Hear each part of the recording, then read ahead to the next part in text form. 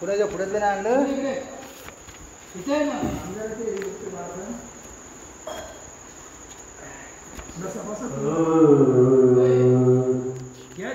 हरे राम राम राम हरे कृष्ण कृष्ण कृष्ण हरे हरे हरे राम राम राम हरे हरे हरे कृष्ण कृष्ण कृष्ण हरे हरे हरे राम राम राम हरे हरे हरे कृष्ण कृष्ण कृष्ण कृष्ण हरे हरे हरे राम राम राम हरे हरे हरे कृष्ण कृष्ण कृष्ण कृष्ण हरे हरे हरे राम राम राम हरे हरे हरे कृष्ण कृष्ण कृष्ण हरे हरे हरे राम राम राम हरे हरे हरे कृष्ण कृष्ण कृष्ण हरे हरे हरे राम राम राम हरे हरे हरे कृष्ण कृष्ण कृष्ण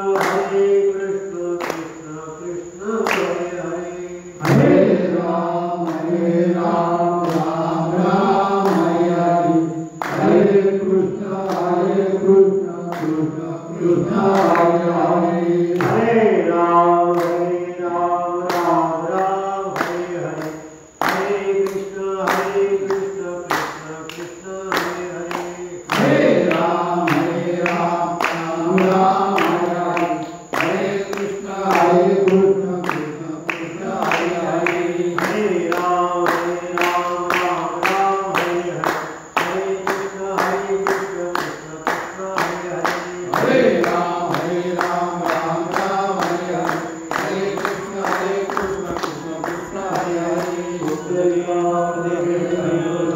श्री जानकी उद्धार पंडरनाथ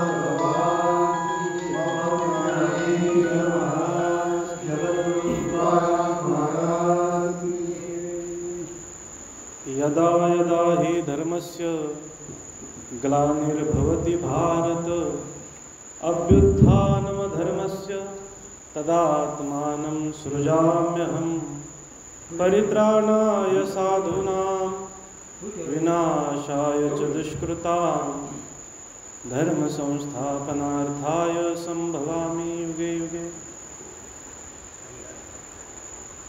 आज जन्माष्टमीच्या निमित्तानं आपण इथे एकत्र जमलेलो आहोत।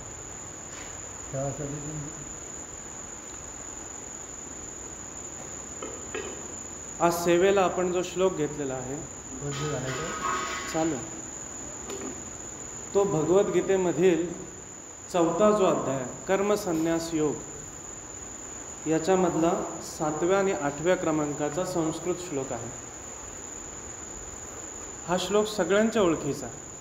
यदा यदा हि धर्मस्य ग्लानिर्भवति भारत अभ्युत्थानमधर्मस्य तदात्मानं सृजाम्यहं परित्राणाय साधूनां विनाशाय च दुष्कृतां धर्मसंस्थापनार्थाय संभवामि युगे युगे।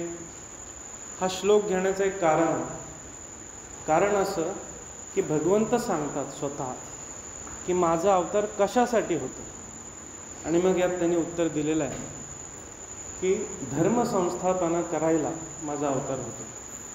त्याच्या अंतर्गत अजून 2 त्यांनी कारणं सांगितलं। पहिलं कारण कुठलं आहे? परित्राणाय साधूनां, साधूंचं रक्षण करण्यासाठी मी जन्म घेतो। आणि दुसरं कारण आहे विनाशाय च दुष्कृतां, की जे वाईट लोक आहेत यांचा नायनाट करण्यासाठी, जे दुष्कृती लोक आहेत यांचा नायनाट करण्यासाठी मी जन्म घेतो। हे की नाही? आपण सगळी वारकरी संप्रदायाची मंडळी आहोत। आपल्यासाठी या दिवसाचं महत्त्व काय? वारकरी संप्रदाय हा भागवत धर्माच्या अंतर्गत असलेला एक संप्रदाय आहे. आणि एकनाथी भागवतामध्ये श्री संत एकनाथ महाराज सांगतात, पर्व विशेष भागवत धर्मी, नृसिंह जयंती रामनवमी, वामन जयंती जन्माष्टमी, उत्तमोत्तम शिवरात्र. की भागवत धर्मात 5 गोष्टी ज्या आहेत, ही 5 पर्व सगळ्यांनी लक्षात ठेवली पाहिजे. आणि या दिवशी जे आपण काय दान पुण्य करू, नामस्मरण करू, याचं अधिक फल जे भागवत धर्माचं अनुसरण करतायत त्यांना लाभणार आहे. मग हे काय आहे तर पहिलं सांगितलं त्यांनी नृसिंह जयंती, भगवान नृसिंहांची जयंती. दुसरं आहे रामनवमी, तिसरं आहे वामन जयंती, चौथी आहे महाशिवरात्र आणि 5वी जन्माष्टमी.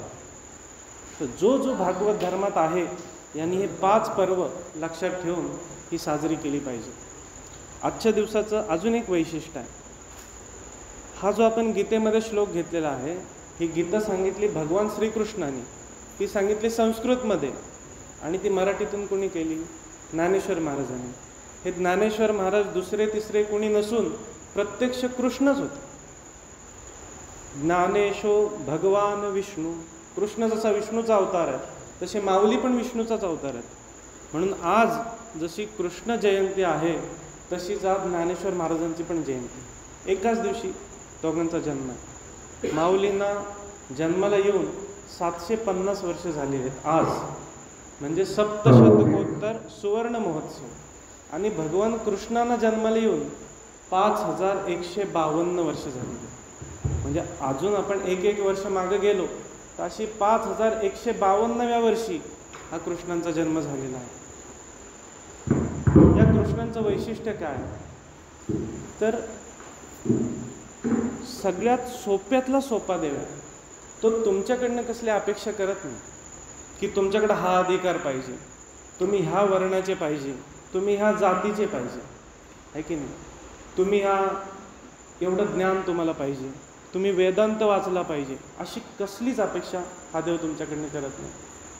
रामाचं कसं आहे, रामो विग्रहवान धर्म. धर्म तुम्हाला जर बघायचा असेल तर त्या रामाची मूर्ती बघायची, आहे की नाही. तर रामांचं वागणं बोलणं मर्यादित आहे, तसं कृष्णांचं वागणं बोलणं मर्यादित आहे. आपल्याला असं वाटतं नाही आहे, पण ते बरोबर गणित त्यांचं ते गणितानुसारच वागतं, आहे की नाही. तर अध्यात्मात हे कृष्णचरित्र आपल्याकडे आलं कुठून, आपल्याला कुठून हे माहिती झालं तर भागवतामधून, आहे की नाही. तर हे भागवत कोणी सांगितलं? कृष्णचरित्र जे आपल्याकडे आलेलं आहे हे भागवतामधून आलेलं आहे. हे भागवत कोणी सांगितलं तर ज्यावेळी भगवंतांच्या मनामध्ये सृष्टी निर्माण व्हावी हा संकल्प झाला, एकोहम बहुश्याम, की एकटेच होते, आहे की नाही, खेळायला कोण नव्हतं, लीला करायची होती. निळोबारे गवळणी सांगतात, एकले न कंठेची म्हणून या येणे, केली निर्माण 14ही भुवने, की त्यांना ते कर्मच नव्हतं. आता लीला जी आहे ना, हिला प्रयोजन नाही सांगता येत की का सृष्टी निर्माण केली, भगवंतांनी का आम्हाला जन्म दिला, ह्याची कारणं पटतील असे सांगता येत नाहीत, आहे की नाही. जसं आपण व्यवहारात लहान पोरं एकमेकाला विचारतात की बाबा कोंबडा आधी का अंडा आधी, तो म्हणतो, एक म्हणतो कोंबडा आधी, तो म्हणतो कोंबडा कसे काय आधी, कोंबडी तर अंड्यातनं जन्माला आली. मग तो म्हणतो नाही अंडा आधी, पण अंड तर कोंबडीने दिलं. ह्या प्रश्नाचं जसं उत्तर नाही तसा हा सृष्टी प्रपंच हा नक्की का निर्माण झाला याचं समाधानकारक असं उत्तर देता येत नाही. कारण साधकाची जशी जशी प्रगती होते तसं त्याला कळत जातं की ही सृष्टी निर्माणच झालेली नाही. त्याला अजातवाद असं म्हणायचं. ती भूमिका यायला खूप खूप पुढची भूमिका आहे ती. ही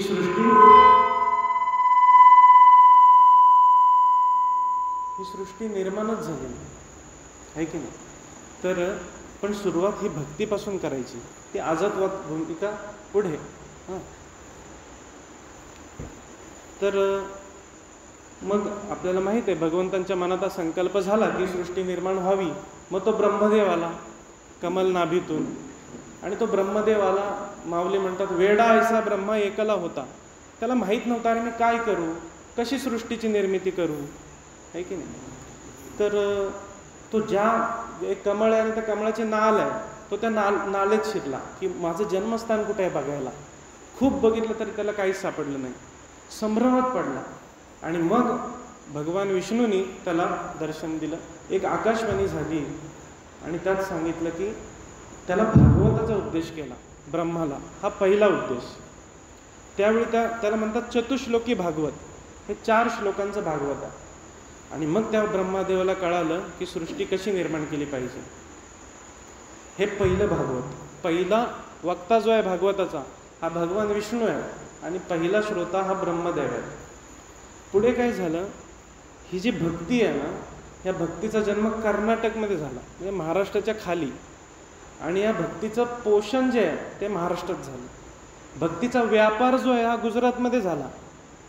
अशी भक्ती माता उत्तरेकडे चालली असताना वृंदावनामध्ये तिला तजेला आलं जरा, कारण वृंदावनामध्ये कृष्ण भक्ती आहे. पण भक्तीची जी 2 मुलं आहेत, ज्ञान आणि वैराग्य. आपण महादेवबा होते ते एक वासुदेव म्हणायचे, पुढे भक्तीने धरिले हाती, मागे ज्ञान वैराग्य धर्म येती. ही ज्ञान आणि वैराग्य ही भक्तीची 2 मुलं आहेत, आहे की नाही. नुसती भक्ती म्हणून नाही चालत. लोक म्हणतात आमची भक्ती भोळी, आमची भक्ती भोळी. त्यांची ज्ञानेश्वरी असते आणि कुठे कापडात बांधून ठेवलेली ती धूळ खात पडलेली असते. बँकेचं पासबुक मात्र लोक कपाटात ठेवतात, ते बँकेतनं प्रिंट करून आणायचं, बघायचं. एवढ्या आत्मीयतेनं आपण ज्ञानेश्वरी कधी बघत नाही. जर तुमची भक्ती भोळी आहे तर ती परमार्थाच्याच बाबतीत का भोळी आहे? व्यवहारात मात्र माणसं चतुर आहे की नाही. त्यामुळे नुसतं असं म्हणून नाही चालत की नाही आमची भक्ती भोळी, वेडं वाकडं देवाला साकडं, देवाला काय पण चालतं, असं होत नाही. नारदांनी ज्यावेळी भक्तिसूत्र लिहिली, भक्तिसूत्र म्हणजे काय की भक्ती कशी केली पाहिजे, भक्तीचे प्रकार कुठले, आहे की नाही.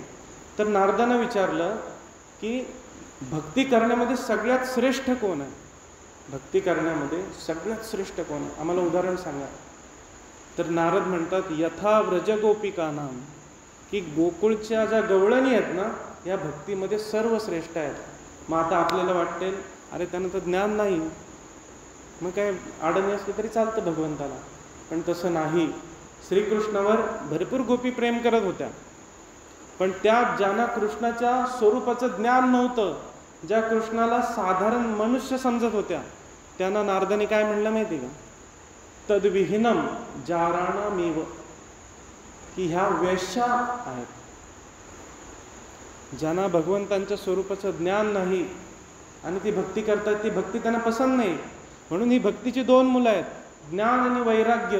ह्याच्या सोबत भक्ती पाहिजे, नाहीतर भक्ती आहे पण संसार पण नाही सुटत, असं नाही चालत.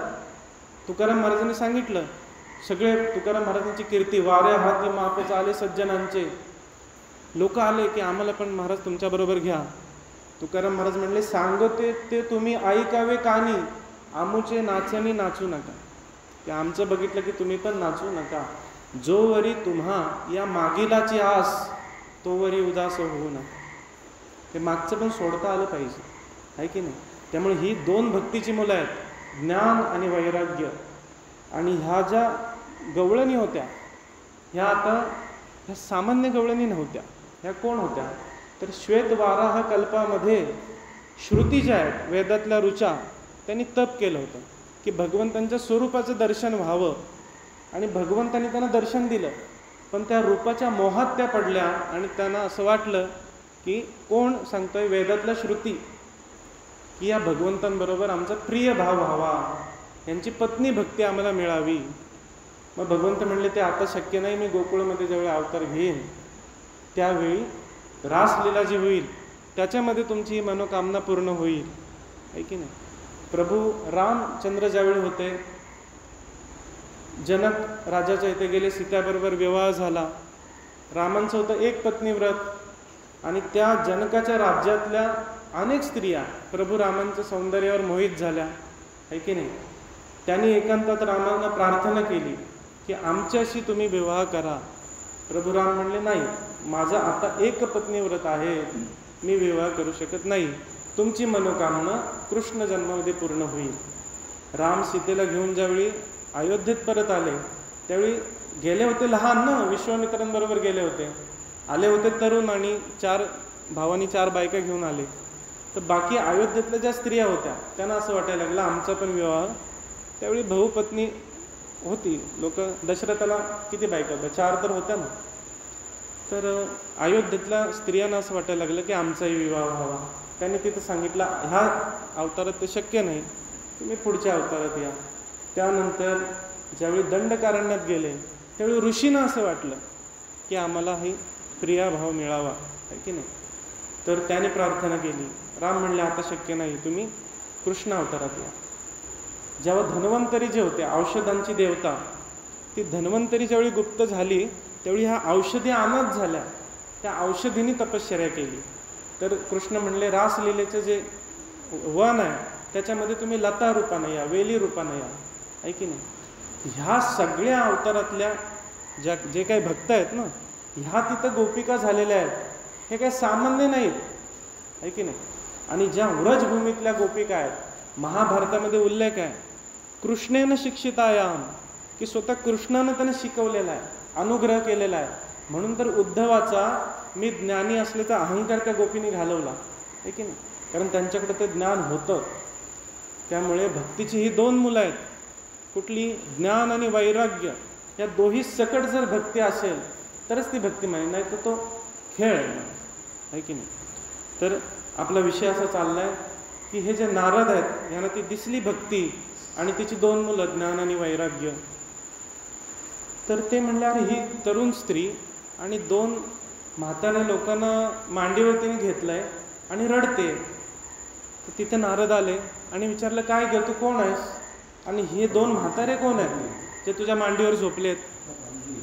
तर ती म्हणते मी भक्ती आहे आणि गुजरातमध्ये माझा व्यापार झाला. हे कुठं आलंय माहितीये का, भागवत ग्रंथात आलंय. त्यामुळे गुजराती लोकांनी काही नाराज व्हायचं कारण नाही.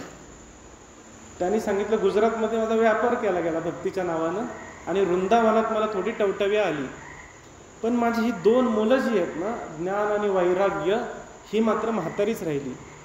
हे आपल्या भक्तीत चुकतंय. आपली भक्ती नुसती भोळी चाललेली, आपल्या भक्तीत ज्ञान आणि वैराग्य नाही. म्हणून ही भागवतामध्ये गोष्ट दिलेली आहे ती याच्यासाठी की भक्ती तरुण आहे पण ज्ञान पण नाही आणि वैराग्य पण नाही. तर नारद म्हणले तू काळजी करू नकोस, मी तुझ्या जे हे 2 पुत्र आहेत जे म्हातारे झालेत यांना मी टवटवी आणेन, तरुण करेन, पुन्हा यांना पुनरुज्जीवित करेन. ती भक्ती माता म्हणजे ठीक आहे, तुम्ही काय करता. नारदाने वेद काढले, ऋग्वेद, यजुर्वेद, सामवेद, अथर्ववेद, वेद वाचले तरी त्यांना काही शुद्ध आलीच नाही, आहे की नाही. नंतर नारद म्हणले नाही गीता काढायला लागेल, भगवद्गीता. मग त्यांनी गीता काढली तर गीतेचं पठण केलं तरी त्यांनी थोडेसे डोळे उघडले फक्त आणि परत झोपले. मग नारद म्हणले याच्यावर काय उत्तर करावं. तर नारद सनकादिकांकडे गेले. जसे नारद हे ब्रह्मदेवाचे मानसपुत्र, तसे सनकादी ही 4 भावंड ही सुद्धा ब्रह्मदेवाचेच मानसपुत्र. मग त्या नारदाने विचारलं की काय करावं. तर सनकादिक म्हणले तू भागवत कथा कर. या भागवतामध्ये कृष्णाचं जे प्रेम आहे हे ज्यावेळी ते ऐकतील त्यावेळी त्यांना टवटवी येईल. मग नारदाने भागवत कथा केली, आहे की नाही. कारण भागवत कथा केली आणि त्यांना टवटवी आली. हे नारदाने भागवत कोणी सांगितलं. सनकादिकांनी सल्ला दिला की तू भागवत कर, पण नारदानं भागवत सांगितलं त्यांच्या वडिलांनी ब्रह्मदेवानी. ब्रह्मदेवांना कोणी सांगितलं होतं भगवान विष्णूनी. त्यामुळे आता 2 जोड्या आपल्याकडे आल्या. एक भगवान विष्णूनी ब्रह्मदेवाने सांगितलं आणि दुसरी ब्रह्मदेवाने नारदानं सांगितलं. आता तिसरी जोडी कुठली आहे. हे महर्षी व्यास होते ना, त्यांनी इतिहास रचला. इतिहास म्हणजे रामायण आणि महाभारत, वेदाचे 4 भाग त्यांनी केले आणि तरी त्यांना समाधान वाटेना बरं का. महाभारत लिहिलं त्यांनी व्यासाने, गीता लिहिली तर त्यांना समाधान वाटेना, भरल्यासारखं वाटेना. असं वाटत होतं काहीतरी रिकाम आहे, काय रिकाम आहे त्यांना कळत नव्हतं. मग तिथे नारद आले, म्हणले काय काळजी करताय. ते म्हणले मी एवढं सगळं लिहिलं. आपण म्हणतो व्यासेन ग्रथिताम पुराण मुनीनाम किंवा व्यासोच्छिष्टम जगतम सर्वम, की ह्या जगात असं काहीच नाही जे व्यासांनी लिहिलेलं नाही, आहे की नाही. पण तरी त्यांना समाधान नाही. तर नारदांनी त्यांना सांगितलं तुम्ही भागवत कथा करा, भागवत लिहा. त्यावेळी तुम्हाला समाधान मिळेल. आणि मग व्यासाने भागवताची रचना केली. हे जे आपण आपला विषय कुठं चाललाय की हे कृष्णाच्या कथा कुठून आल्या, तर भागवतातून आल्या. आणि भागवत कोणी सांगितलं, कुणाला सांगितलं, हा विषय आपला चालला. त्याच्यानंतर हे जे परीक्षित राजे आहेत, म्हणजे पांडवांचा वंश शेवटचा, त्या परीक्षित राजाने त्या ऋषींच्या गळ्यात साप टाकला, ही गोष्ट आपल्याला माहीत आहे. मग त्या ऋषींचा पुत्र जो आहे शृंगी, त्यानं शाप दिला की तक्षक चावून तू 7 दिवसात मरशील. आणि त्यावेळी वैराग्य जे आलं परीक्षितांना, सोडलं राज्य, गंगेच्या तीरावर बसले येऊन. आणि एवढा राजा, महान राजा, हा कुरुवंशातला, पांडुवंशातला राजा, आणि तो राज्य सोडून बसलाय म्हणलं. सगळे ऋषीमुनी तिथं जमा झाले आणि शुकमुनी आले.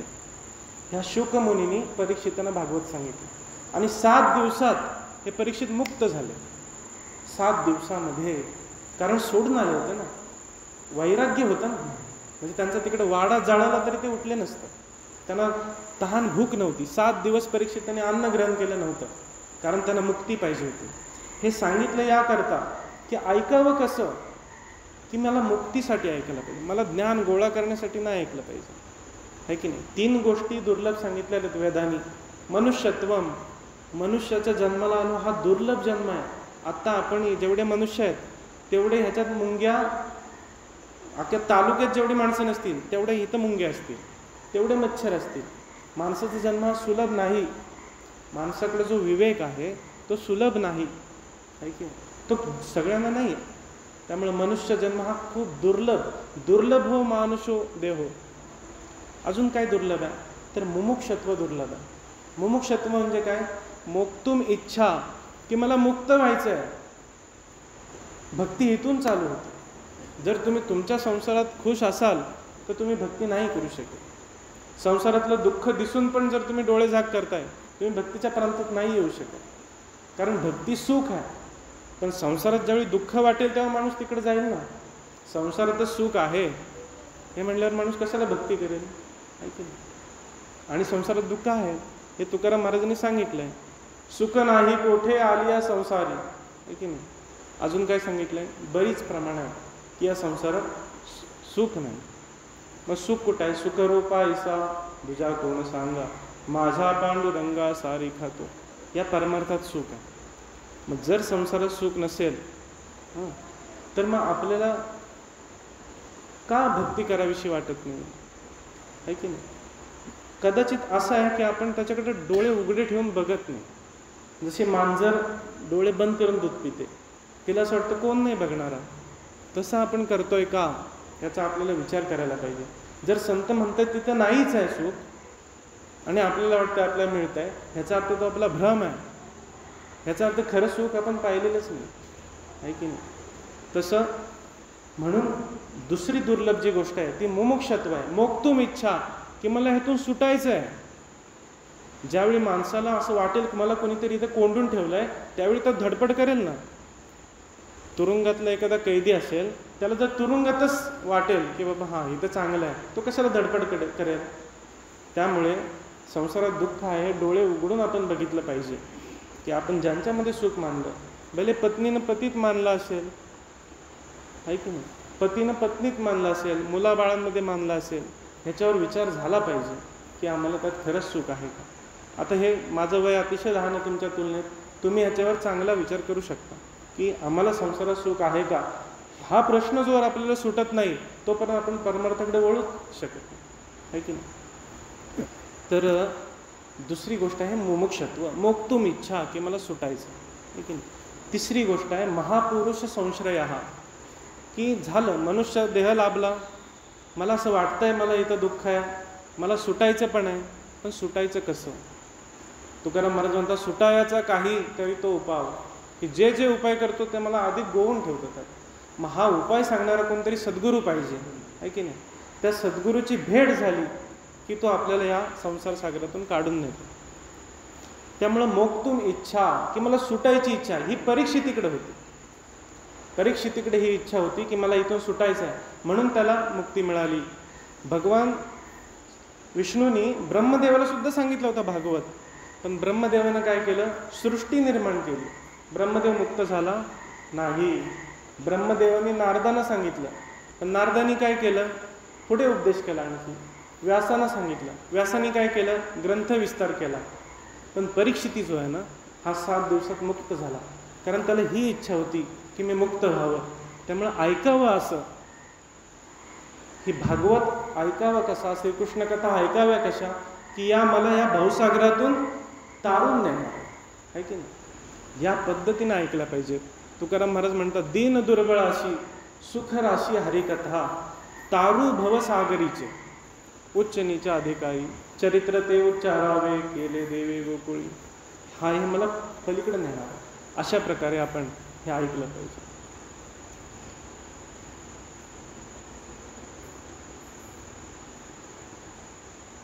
यदा यदा हि धर्मस्य ग्लानिर्भवति भारत अभ्युत्थानं धर्मस्य तदात्मानं सृजाम्यहं परित्राणाय साधूनां विनाशाय च दुष्कृतां धर्म संस्थापनार्थाय संभवामि युगे युगे. आता इथे अवताराची कारण मीमांसा भगवंत करतात, की मी 2 गोष्टींसाठी अवतार घेतो. एक म्हणजे परित्राणाय साधूनां, की साधूंसाठी, साधूंचं परित्राण, परी म्हणजे सोडवणं, त्राण म्हणजे पीडा, त्यांचं दुःख, याच्यापासून साधूंना सोडवण्यासाठी मी जन्म घेतो. आता साधूनं कुठलं दुःख आहे याच्यावर विचार केला पाहिजे, की साधूनं काही जेवायला मिळत नाही, उलट जेवायला मिळत नाही म्हणून जो दुःखी आहे तो साधूच नाही, आहे की नाही. आणि साधूला जेवायला न देणं हे भगवंतांच्या ब्रीदाचं उल्लंघन आहे. भगवंतांचं ब्रीद काय, की भक्ताचं रक्षण. आणि साधूला जेवण नाही, भगवंत तर क्षीरसागरात राहतात. क्षीरसागर म्हणजे दुधाचा समुद्र आहे. त्यांना पाप्याला पण तेच खाऊ घालतायत, भगवंतांच्या शत्रूंना पण तेच खाऊ घालतायत, किड्या मुंग्यांना सुद्धा तेच खाऊ घालतायत. मग साधूला त्रास नक्की कसला, हा प्रश्न इथे येतो. तर याचं उत्तर असं आहे की हे साधू जे आहेत यांनी आयुष्यभर परमार्थ केलेला आहे, आयुष्यभर देवांविषयी काही ऐकलेलं आहे, वाचलेलं आहे, बोललेलं आहे, दुसऱ्यांना सांगितलेलं आहे, चर्चा केलेली आहे की नाही, कल्पना केलेली की भगवंत कसे असतील, मला त्यांनी दर्शन दिलं तर काय होईल, याच्याने त्यांचं अंतःकरण पुलकित झालं. अशा साधूंना भगवंत जोवर दर्शन देत नाहीत ना, तोवर पीडा असते त्यांच्या हृदयात. हे विरहाचं दुःख असतं, की ज्यांच्याबद्दल मी एवढं वाचतोय, आहे की नाही, जे मला अजून दिसले नाहीत भगवंत, पण त्यांच्यासाठी मी पारायण करतोय, भजन करतोय, कथा करतोय, कीर्तन करतोय, ते मला कधी भेटतील, ही जी त्यांच्या अंतःकरणात पीडा आहे, तिला म्हणायचं परित्राणाय साधूना. ह्या पीडेवर भगवंतांकडे उपाय नाही. म्हणजे एखाद्या साधूला जेवण मिळालं नाही तर भगवंत तिथून संकल्पना देऊ शकतात, पण ही जी भेटण्याची पीडा आहे ती भगवंतांना अवतार घ्यायला भाग पाडतं. म्हणून हे पहिलं प्रयोजन आहे, परित्राणाय साधूना. अशी साधूंची ही प्रेमपीडा जी दूर करतात. आणि आपल्याला माहिती आहे, तुकाराम महाराज म्हणतात, कोणे गावी आहे सांगा हा विठ्ठल, जरी ठावा असेल तुम्हा कोणा, लाग तसे पाया येतो लोटांगणी, है की नाही. असे घनु आजे गुणगुणा, वारा वाहे ऋणझुणा, भव तारको हा कान्हा वेगी भेटवा का. अशी भगवंताच्या दर्शनाची जी आस आहे ना, तिच्यावर भगवंतांकडे अवतार घेतल्या वाचून दुसरा उपाय नाही. कसं भेटायचं, उराउरी कसं भेटायचं, अवतार घेतला पाहिजे. हे झालं परित्राणाय साधूना. आणि दुसरं कारण भगवद्गीतेत सांगितलंय, विनाशायच दुष्कृता. हे जे वाईट लोक आहेत ना, यांचा विनाश करण्यासाठी मला जन्म घेतला पाहिजे. भागवतावर ज्या 2 टीका आहेत, एक आहे वल्लभाचार्य संप्रदायाची आणि एक आहे श्रीधर स्वामींची. तर वल्लभाचार्यांचं असं म्हणणं आहे की भागवत हा निरोध आहे. निरोध म्हणजे तुम्हाला सगळ्यातनं बाहेर काढणारा. आणि श्रीहरी संप्रदाय म्हणतो श्रीधर स्वामींचा, नाही यात प्रेम आहे की नाही. पण लक्षात ठेवा, ह्या दोन्ही एकच गोष्टी आहेत, की प्रेम पण एकच आहे आणि त्यातून बाहेर काढणं पण एकच आहे. असं असतं बघा. आता समजा एखादा लग्नाचा विषय घ्या, एखादी स्त्री एखाद्या पुरुषाशी विवाह करते, आपल्याला असं वाटतं हा भोग आहे, पण हे वैराग्य पण आहे. कारण एखाद्या गावात 1000 महिला आहेत आणि एका स्त्रीशी एका पुरुषाचं लग्न झालं तर ह्याचा अर्थ 999 जणीशी वैराग्य होतं ना. त्यामुळे एकाच गोष्टीत भोग पण बघता येतो आणि वैराग्य पण बघता येतं. तशी ही प्रेमलीला पण आहे आणि सोबत निरोध लीला पण आहे. कारण नुसतं आसक्ती असून चालत नाही, ते त्यागायचं सामर्थ्य पण पाहिजे, नाहीतर माणूस अडकतो. भगवंतानी आपल्याला माहीत आहे गोकुळामध्ये वृंदावनामध्ये किती गोपी होत्या आणि किती त्यांच्यावर प्रेम त्यांचं होतं, आहे की नाही. त्यांना खाऊ पिऊ घालायच्या, लोणी नेऊन द्यायच्या, ताक नेऊन द्यायच्या, घरी चोरी करून द्यायच्या. बरं का, असं नाही की तो येऊन चोरी करायचा. गवळणीनं वाटायचं की अरे आमच्या घरी आला पाहिजे, हां, म्हणून त्याला चोरी त्या करून द्यायच्या की बाबा ये, या निमित्तानं तरी ये, आहे की नाही. तर त्या गवळणी ज्या होत्या ह्या एवढ्या प्रेमाच्या होत्या हे कृष्णालाही माहीत होतं. पण ज्यावेळी अक्रूर आला कुठलं निमंत्रण घेऊन, मथुरेचं, की मथुरेत कंसाने ही जी रंगशाळा जी मांडलेली आहे त्यांनी कुस्तीसाठी तुला आमंत्रण दिलंय, आणि हा अक्रूर गोकुळात रथ घेऊन आला, त्यावेळी त्या गवळणी त्या रथापुढे आडव्या पडल्या की नको जाऊ म्हणून. पण कृष्ण नाही गेला का, गेला. त्यांनी मागे कधीच वळून नाही बघितलं. ही निरोध लीला आहे, नाही तर काय. दुसरी गोष्ट काय, हे जे कौरव आहेत ना, या कौरवांमध्ये काही यादवांच्या बायका दिल्या नव्हत्या का. दुर्योधनाला तर सुभद्रेला द्यायचं चाललं होतं, ते मध्ये कृष्णाने केलं म्हणून ते नाही जमलं. पण तरी त्याने काय केलं, द्रौपदीच्या क्षोभे कौरवांची शांती, एवढे कौरव त्यांनी ठार मारले, निर्वंश केले, आहे की नाही. ही निरोध लीला आहे की नाही. कृष्ण नुसते प्रेमच आहे का. विनाशायेचे दुष्कृताम, मागे पुढे नाही बघत. आणि स्वतःच्या कुळाचा कुणी नाश केला, यदुवंशाचा नाश कुणी केला, यादवांचा. कृष्णाला कळलं की आता महाभारत युद्धामध्ये सगळे क्षत्रिय मेलेत, आता फक्त यादव राहिले, आणि यादव एवढे माजले, दारू प्यायला लागले. कृष्णाचं ऐके ना, तो जो सांब आहे तो दिसायला सुंदर होता, मग त्याच्या पोटात त्यांनी कापडं भरली आणि ऋषीमुनींकडे गेले, म्हणजे सांगाव हिला काय होईल, मुलगा होईल की मुलगी, आहे की नाही. ही कृष्णाची मुलं आहेत आणि ही ऋषीची अशी खिल्ली उडत आहे, ऋषींचा अपमान करतायत. मग तो ऋषी म्हणला तुला जा मुसळ होईल, आणि ते मुसलम कुलनाशनम, हे मुसळ तुझ्या कुळाचा नाश करेल. बाकी आपल्याला माहिती आहे पुढे काय झालं, एकामेकाला मारले, झोडपले, आणि यादव कुळा ही गोष्ट बरी नाही केली, धुंद झाला तुझा दरबार जो आहे, कळी स्वकुळा लागली. ही निरोध दिला आहे, विनाशायेचे दुष्कृताम. कृष्ण मागे पुढे बघत नाही. ही दोन कारणं आपल्याला भगवद्गीतेत दिली आहेत. आणि भागवतामध्ये सुद्धा काही अवताराची कारणं आहेत. त्यातलं एक कारण असं आहे की हे जे ज्ञान आहे हे फक्त ग्रंथामध्ये, उदाहरणार्थ एखादा चांगला माणूस कसा आहे तर भगवद्गीता सांगते यस्मान्नो द्विजते लोका लोकांनो द्विजते सह्या, की त्याच्यापासून दुसऱ्यांना त्रास होत नाही आणि दुसऱ्यांचा त्याला त्रास होत नाही, हा चांगला मनुष्य. अशी अनेक बाबी ज्या आहेत तर आपल्याला असं वाटतं अरे खरंच अशी लोक असतील का. पवनाचा वारिका ओळगे, मनोरथ ओळखे मुंगीची, अशी खरंच माणसं असतील का की जी आपली नखांना त्रास होईल म्हणून नखं कापत नाही, किंवा चालताना कुठे मुंगी दुखावेल म्हणून बघून चालतात. अशी खरंच माणसं असतील का, एवढी उदार माणसं असतील का. तर हे जोपर्यंत उदाहरण समोर येत नाही तोपर्यंत लोकांचा विश्वास बसत नाही. म्हणून अर्जुनाला पण इथे सांगतात भगवंत की मी काय आहे अर्जुना तुला माहीत आहे, की मृत गुरुपुत्र आणीला, माझ्या गुरुचा मृत पुत्र मी घेऊन आलो, आणि असं काय आहे जे मी करू शकत नाही. देखे मीची या रहाटी वर्तत असे, पण मी वागून दाखवतो. अर्भकाचे साठी पण ते हाती धरली पाटी, तैसे संत जगी क्रिया करून दाविती अंगी. तुका म्हणे नाव जनासाठी उदकी ठाव, कोणीतरी करून दाखवायला पाहिजे ना. येथ वडील जे जे करती तया नामू धर्म ठेविती, त्याची येर अनुष्ठिती सामान्य सकळ, आहे की नाही.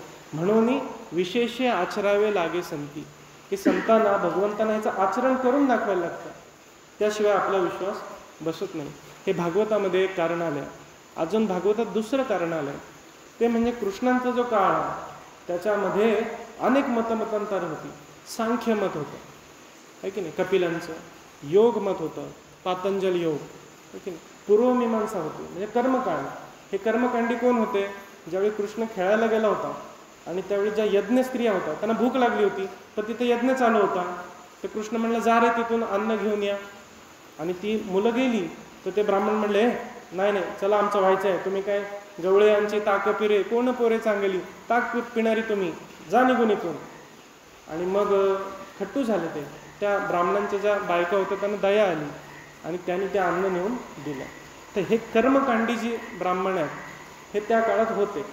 अशी वेगवेगळी मतं होती. नास्तिक मत सुद्धा होतं की नास्तिक होते, ते कृष्णाला मानतच नव्हते. आता शिशुपाल कोण होता, तो तर शिव्या द्यायचा श्रीकृष्णाला. तर ह्या मतांचा समन्वय जो आहे ना, हा भगवान कृष्णाने केलेला आहे. हे गीता म्हणजे सामान्य नाही. हे 700 श्लोकांचं जे आहे ना, ते त्यावेळी जे 7 लाख पकडा तुम्ही एवढे श्लोक होते ना, ह्याचं त्यांनी एक व्यवस्थित पुस्तक करून दिलं भगवान कृष्णाने. नाहीतर आपण अजून संभ्रमात असतो की काय करू काय करू. म्हणजे अर्जुनाला ही गीता सांगितली तरी तो शेवटपर्यंत संभ्रमातच होता. मग जर गीता नसती तर अशी अनेक मतमतांतर की वागायचं कसं, बोलायचं कसं, चालायचं कसं, धर्म काय, उपासना काय, भक्ती काय, ह्याच्यावर निश्चित अशी मतं नव्हती. ज्या त्या मतांचा गलबला होता. जो तो आपलं गट करायचा की हे माझं मत, हे माझं मत. कृष्णाने त्यांना सगळ्यांना एका आवळून बांधलं, आहे की नाही. उदाहरणार्थ मी एक सांगतो. योग म्हणजे काय, तर लोक म्हणायचे नाही, हातपाय बांधा, आसन लावा आणि बसा.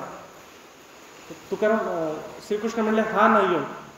संतुष्ट हा सततम योगी, की जो लोकांमध्ये असून पण त्याची स्थिती ढळणार नाही, त्याला काही हिमालयातल्या गुहेतच बसायला पाहिजे असं नाही, तो योगी. ही व्याख्या कृष्णाने बदलली. अजून कृष्णाने काय केलं, त्यावेळी उपनिषद होती म्हणजे वेदांत. तर त्यास आता गीतेच्या अवतरण स्फुटिकेमध्ये आपण श्लोक म्हणतो, सर्वोपनिषदो गावो दोग्धा गोपालनंदन. हा गोपाळ होता, गाईचं दूध कसं काढायचं त्याला माहीत होतं. या सगळ्या उपनिषद रूपी गायी आहेत, यांचं दूध त्यांनी काढलं. आणि ते ह्या गीतेमध्ये हे भगवंताचं एक अवताराचं प्रयोजन आहे. अजून काय, भागवत अजून एक अवताराचं प्रयोजन सांगतं, ते म्हणजे अविद्या काम कर्म भी. की अविद्या, वासना आणि कर्म याच्यामुळे लोक जे काही दुःखात अडकलेले आहेत त्यांना काहीतरी लीला द्यावी, आहे की नाही. लहान मुलाचं काहीतरी खेळणं आहे, मग तो तृणासुराचा वध आहे, बकासुराचा वध आहे, आघासुराचा वध आहे. आणि मग कृष्णाच्या किती लीला आहेत की बाबा हा त्रैलोक्याचा स्वामी आहे, पण तो नंदाचा उंबरटा त्याला ओलांडता येत नाही, आहे की नाही. उमरा चढता टेका धरी, बोटी भरून या दम. आणि तो आईनं असं बोट केला आहे की सर्व अंगी फुटला घाम, आहे की नाही. ह्या लीला माणसाला आनंद देणार आहे. यासाठी भगवंतांचा अवताराची ही कारणं आपण बघितली की का अवतार घेतात. अवताराचा अर्थ आपल्याला माहीत आहे, वरून खाली येणं. की भगवंत वैकुंठातून वैकुंठाहून हरी आला, वरून खाली आले म्हणून हा अवतार. तुकाराम महाराज म्हणतात, अवतार गोकुळी हो जन तारावयासी. आणि लोकांचं तारण करण्यासाठी त्यांनी अवतार केलेला. तर आपण आता प्रसंगाकडे वळू. जो प्रसंग आज आहे तर त्या संबंधाने आपल्याला थोडं बोललं पाहिजे. तर त्यावेळी स्थिती कशी आहे की पापी जे अभक्त दैत्य ते माजले, धरणीशी झाले ओझे त्यांचे. या धरणीला काही लठ्ठ माणसाचं ओझं होतं का? नाही. जो पापी आणि अभक्त आहे तो 20 किलोचा जरी असला तरी धरणीला त्याचं ओझं आहे. आणि लठ्ठ माणूस समजा 80 किलोचा आहे पण तो भक्ती करतोय तर त्याचं ओझं नाही धरणीला, आहे की नाही. मग हा पापी, तुकाराम महाराज एका अभंगात छान सांगतो बघा की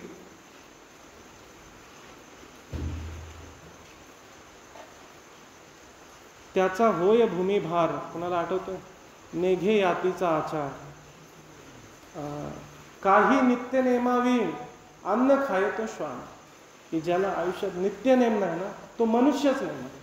आणि वारकऱ्यांमध्ये माऊली सांगतात, नित्य नेम नामी ते प्राणी दुर्लभ. तुकाराम महाराज म्हणतात, आम्हा वैष्णवांचा नेम काया मने वाचा, पडता जड भारी नेमा न टळे निर्धारी. असा नित्यनेम जर तुमच्या आयुष्यात नाही की बघ उठलं की खाल्लं, ऐक नाही. आम्ही बघितलेले नित्यनेम की आमचे आजोबा वगैरे त्यांची जी मंडळी होती ती कामावरून आली तरी आंघोळ केल्याशिवाय, जप केल्याशिवाय खायची नाही. भले मग त्यांना 12 वाजू 1 वाजू. असा नित्यनेम पाहिजे, छोटासा का होईना पण आयुष्यात नित्यनेम पाहिजे. आता तुम्हाला एक समजा लहान मुलं आहेत, एखादा 5वीला आहे 6वीला आहे, तर बाहेरनं मुलं आली आणि म्हणले चल खेळायला, क्या चालला. म्हणले अरे चल नदीवर येतोस का, चालला. चल आंबे पाडायला चालला. तर असं आवडेल का एखाद्या पालकाला? नाही ना. की त्याला काहीतरी नित्यनेम असेल. समजा त्यांनी ठरवलं 8 ते 10 माझा अभ्यास आहे, मग कोण पण बोलू दे, तो म्हणा नाही, हे माझ्या अभ्यासाची वेळ, मला नाही यायचं. तसं आपलं आयुष्य की आला की चल, नाही, त्या आयुष्याला काय अर्थ नाही. काहीतरी नित्यनेम पाहिजे की नाही, माझा हा नेम हा आहे नित्यनेम. आता भरपूर उदाहरण आहेत त्याची. वारकरी संप्रदायात विठ्ठल महाराज घुले म्हणून जे काही शिक्षक होते, ते पाठ घ्यायचे विद्यार्थ्यांचा कुठे जो महाराज वारकरी शिक्षण संस्थेत. आणि मग कधी कधी त्यांना कीर्तन प्रवचनानिमित्त बाहेर जायला लागायचं आणि उशीर व्हायचा, त्यांना तो पाठ घेता यायचा नाही, त्या दिवशी ते जेवायचे नाही, आहे की नाही. असे नित्यनेम अजून भरपूर सांगते ते. तर आपला विषय हा आहे की तुकाराम महाराज म्हणतात, काही नित्यनेमावेण अन्न खायतो श्वान. जर नित्यनेम नसेल आणि उठल्याबरोबर खातोय तर तो कुत्रा आहे. वाया मनुष्य कोण, तो माणूस म्हणून वाया आहे, केवळ माणूस नावाने जन्माला आलेला. भारवाही तो ऋषभ, त्याचा होय भूमिभार. अशा लोकांचा भूमिभार होता. त्यामुळे पापी जे अभक्त दैत्य ते माजले, धरणीशी झाले ओझे त्यांचे. तर हे कोण पापी होते तर आपल्याला माहिती आहे, त्यावेळी कंस हा सगळ्यात मोठा दुराचार्याने पापी होता. हा कंस नेमका कोण होता तर ज्यावेळी समुद्र मंथन झालं त्यावेळी काल नेमी नावाचा राक्षस, आणि ह्याचं भगवान विष्णूंशी हाडवैर. त्याला असं वाटायचं की ह्याला युद्धात जिंकलं पाहिजे आपण, आणि मग त्याने भगवान विष्णूंबरोबर युद्ध केलं. पण भगवान विष्णूंनी या काल नेमीला ठार मारलं. पण ह्या दैत्यांचे गुरु जे आहे शुक्राचार्य, त्यांच्याकडे ती संजीवनी विद्या होती आणि त्याने त्याला जिवंत केलं. पण हे दैत्य आहेत ना, हे सूड भावनेनं असतात. दैत्यपणाचं एक लक्षण आहे की ते लोक सूड उगवतात. काय असेल ना की लक्षात ठेव. तसं त्यांनी लक्षात ठेवलं की या भगवान विष्णूनं मला त्या कालनेमीचं कशाला उदाहरण, हे जे प्रल्हाद आहेत ना, भक्त प्रल्हाद, त्यांना नृसिंहांनी खांब विदारुनी स्तंभ देव प्रकट स्वयंभ आणि दर्शन दिलं. प्रल्हाद म्हणजे किती भक्तामध्ये त्यांची गणना होते. पण ते प्रल्हाद नंतर त्यांनी राज्य वगैरे केलं, तर जे असुर होते ना राज्यातले बाकी, त्यांनी एक मीटिंग जमवली. ते म्हणले आपल्या असुरांमध्ये ही पद्धत आहे की बापाच्या मृत्यूचा बदला घेतला पाहिजे. आणि मग ह्या प्रल्हादांनी वैकुंठावर स्वारी केली भगवान विष्णू. त्यामुळे हे आसुरी तो एक व्यवहार आहे. ते हाडवैरे असतात, सूड घेतल्याशिवाय राहत नाही. आणि संत जे कसे आहेत क्षमा करतात. क्षम लागे पृथ्वीसी पवाडो अंगी, संतोषा उत्संगी दिदले घर, माऊली सांगतात. तर हा काल नेहमी मग त्यांनी तपश्चर्या केली की मला भगवान विष्णूंना हरवायचा आहे आणि दुर्वाचा रस प्यायला पाहिजे. भरपूर वर्ष तपश्चर्या केली आणि ब्रह्मदेव प्रसन्न झाले. ते ब्रह्मदेव म्हणले तुला काय पाहिजे, तर म्हणले मला भगवान विष्णूंना हरवायचं आहे. ब्रह्मदेव म्हणले ते शक्य नाही, दुसरं काहीतरी मान. तर तो म्हणतो ठीक आहे, भगवान विष्णूंच्या ज्या देवता आहेत इतर, इंद्र चंद्र, ह्यांना मला हरवायचं आहे. तर ब्रह्मदेव म्हणले ते ह्या जन्मात शक्य नाही, तुला पुढचा जन्म घ्यावा लागेल. आणि हाच कालनेमी राक्षस हा कंस म्हणून मथुरेचे राजे उग्रसेन आणि कंसाची आई पद्मावती यांच्या पोटी हा जन्माला आला. आणि ह्याला पूर्वजन्माची स्मृती होती की मी विष्णूचा वैरी आहे म्हणून. त्याला माहीत होतं मला काय करायचं आहे. आता हा जो कंस आहे ना, ह्याला माहीत आहे की भगवान विष्णू आज ना उद्या आमचा सामना होणार आहे की नाही. तर आपल्याला तयारी करायला पाहिजे. कंस हा माणूस होता बरं का, असुर नव्हता. कारण तो देवकीचा जर चुलत भाव असेल तर त्याला काही शिंग असतील का, आहे की नाही. तो माणूस होता पण त्याचे विचार दैत्य होते. पण त्याच्याकडे दैत्य होते ना, कोण होते, तृणावर्त, बकासूर, आघासूर, शक्टासूर, हे त्यांनी गोळा केले. कंसाला मल्लविद्येचा फार छंद होता. आणि मग तो वर गेला प्रागज्योतिषपूरमध्ये. तिथं चाणूर, मुष्टिक, कूट, शल, तोशल असे पैलवान होते. कंस म्हणला मला युद्ध करायचं, जर तुम्ही हरलात तर तुम्ही माझे सेवक व्हा. आणि कंस मोठा मल्ल होता, त्याने हरवले तर मुष्टिकाला मारला, चाणूराला मारला आणि त्यांना सेवक करून घेतला, आहे की नाही. नंतर हा जरासंध जो आहे तो त्यावेळेचा मोठा राजा होता. तो दिग्विजय करण्यासाठी मथुरेच्या जवळनं जात होता आणि त्याने त्याचं शिबिर तिथं लावलेलं. त्या शिबिरामध्ये कुवलयापीठ नावाचा हत्ती होता. तो हत्ती तिथनं बेभान होऊन जो सुटला तो ह्या कंसाच्या मथुरेत घुसला. कंसानं जी त्याची सोंड पकडली, गर गर गर फिरून आपटला. तो जरासंध खुश झाला. जरासंधानं आपली आस्ती आणि प्राप्ती या 2 मुली त्याला दिल्या. आता सासरा मजबूत मिळाला ना, मग अजून कंस शेफारला. मग पुढे तो प्रलंबासुराबरोबर युद्ध केलं. त्यानंतर तो बंग देशात गेला. त्याच्यानंतर इकडं पश्चिमेकडे सुद्धा तो गेला आणि बरेचसे असुर त्यांनी जमवले. बंग देशामध्ये हा जो बकासूर आहे त्याची एक बहीण होती बरं का. ती ह्या कंसाला म्हणली की तू माझ्याबरोबर युद्ध कर, जर तू मला जिंकलंस तर मी तुझ्याशी लग्न करते, आणि जर तू हरलास तर तू माझी सेवा करायची. आता कंस म्हणलं मला तर हिच्याशी काही लग्न करायचं नाही, हां, आणि समजा मी चुकून हारलोच तर लोक मला हसतील. तर तो तिला म्हणला मी काही स्त्रियांशी लढत नाही, तू माझी बहीण हो. त्या तिचं नाव पुतना. असे हे गोळा त्यांनी सवंगडी केले कंसाने. पापी ज्या भक्त दैत्य ते माजले, धरणीशी झाले ओझे त्यांचे. आणि या धरणीला मग ते ओझं व्हायला लागलं. का ओझं व्हायला लागलं? दिधला असे त्रास ऋषीमुनी सर्वा, न पूजिती देवा कोणी एक. राहिली यज्ञ मोडिले कीर्तन, पळाले ब्राह्मण दैत्या भेणे. झालं सगळं मोडलं, नामस्मरण मोडलं, कीर्तन होऊ देईना, आहे की नाही. यज्ञ झाला की तो हे करायचा. आणि अशा सगळ्यांना त्यांनी त्रास दिला. मग पृथ्वीला भार झाला. वत्सरूपी पृथ्वी ब्रह्म्यापाशी जाय, नेत्री वाहे तो हे सांगत असे. आणि ती पृथ्वी कुठं गेली? काही बघा, मोठी मुलं झाली ना की ती आईचं बाबांना आणि बाबांचं आईला सांगतात. आई बाबा एकदम नाही बोलत एकमेकाशी. हा ब्रह्म हा विष्णूंचा मुलगाच आहे की, त्यामुळे ती पृथ्वी आधी मुलाकडे गेली की बाबा हा तू चल. मग अजून तिथं कोण आले? ब्रह्मा इंद्र आले, बरोबरी शिव चाली येले सर्व क्षीराब्दीशी. ते गेले, त्यांना माहिती आहे हा प्रॉब्लेम कोण सोडवणारी समस्या. आणि ते विष्णूंकडे गेले आणि त्यांनी विष्णूंना प्रार्थना केली. करिता ती स्तवना पुरुष सुक्ते. ऋग्वेदाच्या 10व्या मंडलात जी पुरुष सुक्त नावाची स्तुती आलेली आहे, त्या स्तुतीने त्यांनी भगवंतांचं वर्णन केलं की आम्ही तुझी लेकरं आहोत आणि आता तुमच्याशिवाय आम्हाला वाचवणारं या दैत्यांपासून कोण नाही. त्यावेळी काय झालं, हा ब्रह्मदेव जो आहे समाधीमध्ये गेला आणि जी आकाशवाणी झाली ती त्याने समाधीत ऐकली. आकाशाची वाणी सांगे सकळांशी, तळमळ मानशी करू नका. देवकीच्या गर्भा येईल भगवान, रक्षिल ब्राह्मण गायी भक्त. त्या आकाशवाणीने सांगितलं की तुम्ही आता काळजी करू नका, देवकीच्या उदरी येणार आता भगवंत अवतार घेणार, आणि रोहिणी उदरी शेषबळी भद्र यादव समग्र भारी तुम्ही सुद्धा अवतार घ्या, आहे की नाही. आणि हे सगळं झालं. ऐकून या आयुष्य आनंद मानुषी येती स्वस्थळाशी नामा म्हणे.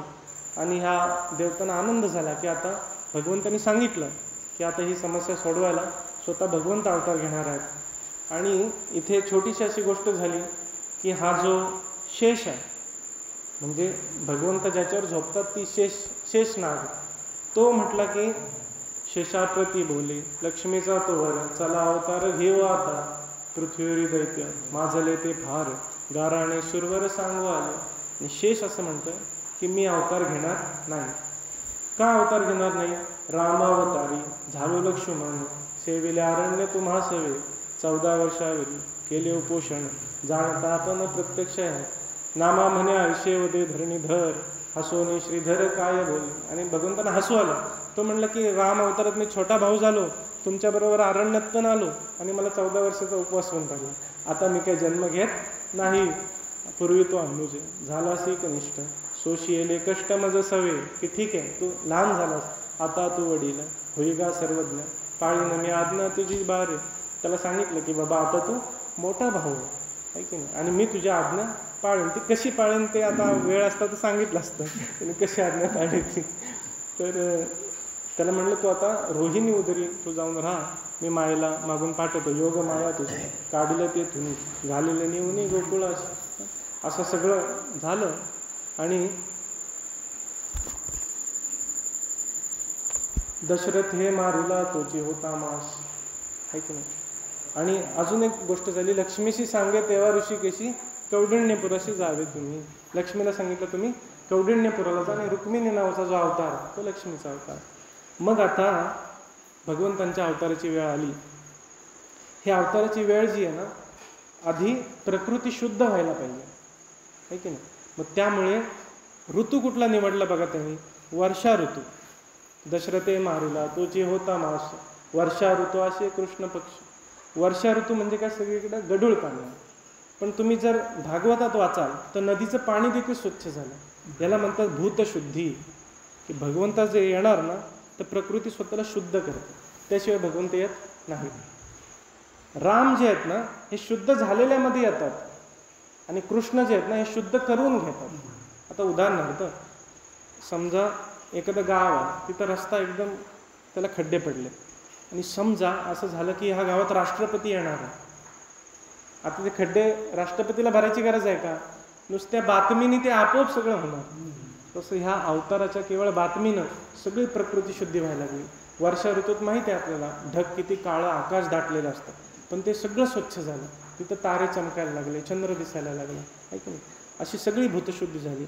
वायू जो आहे हवा मंद मंद शीतल आणि सुगंध यायला लागला. तर ब्राह्मणांच्या घरी जे त्यांचं नित्यकर्म असतं अग्निहोत्र, अग्निहोत्री ब्राह्मण त्यांना अग्नी विझवून नाही चालत, जर कायम प्रज्वलित ठेवावा लागतो. पूर्वी हे क्षत्रिय पण करत होते अग्निहोत्र, कारण रामायणात असा उल्लेख आहे की कौशल्या ज्यावेळी रामाला भेटायला गेली भरतांबरोबर त्यावेळी तिने आपला अग्निहोत्र सोबत नेलं. त्यामुळे हे क्षत्रिय पण करत होते. क्षत्रिय पण जानवं घालत होते, पण जानव्याचा असा नियम आहे की 2 पिढ्यांमध्ये जर लोप झाला तर प्रायश्चित्त घेऊन पण तिसऱ्या पिढीत जानवं घालता येत नाही. म्हणून जर आपल्या कोणी वडिलांनी वगैरे जानवं घातलं असेल तर ते लगेच घालून घ्यायला काही हरकत नाही. एकदा लोप झाला ना की मग तो लोप होतो. तर हा विषय चालू आहे आपला जन्माचा, भूतशुद्धी कशी झाली, ठीक आहे.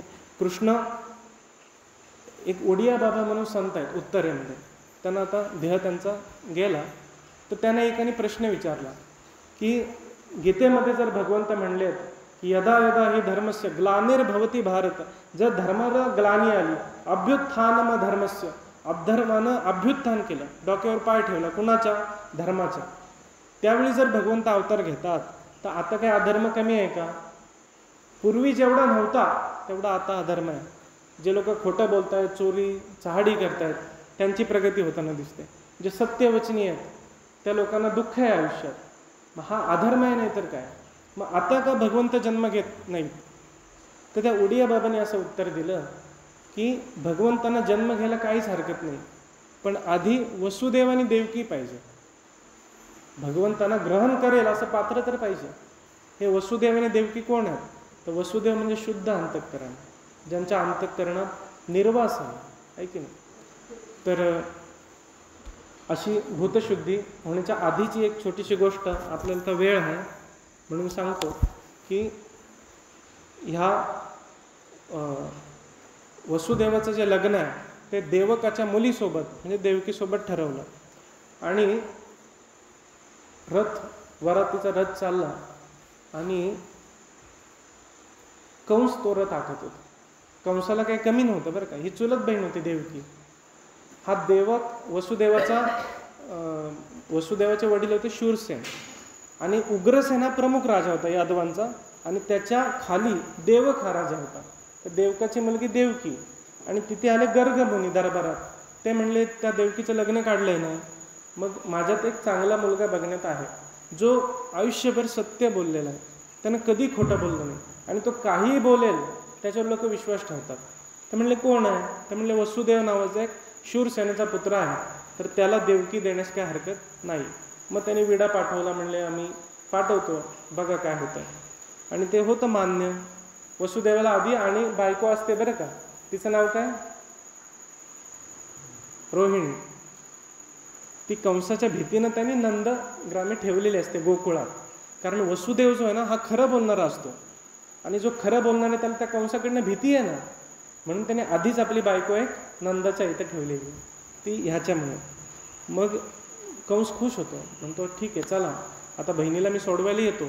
तो रथाचे हे हातात घेतो आणि तेवढ्यात ती आकाशवाणी होती, आकाशाची वाणी सांगत तसे कंसा मानी हा भरवसा बोलण्याचा, आठवा हिचा पुत्र वधिल तुझशी, ऐकोनी मानसी क्रोधावला.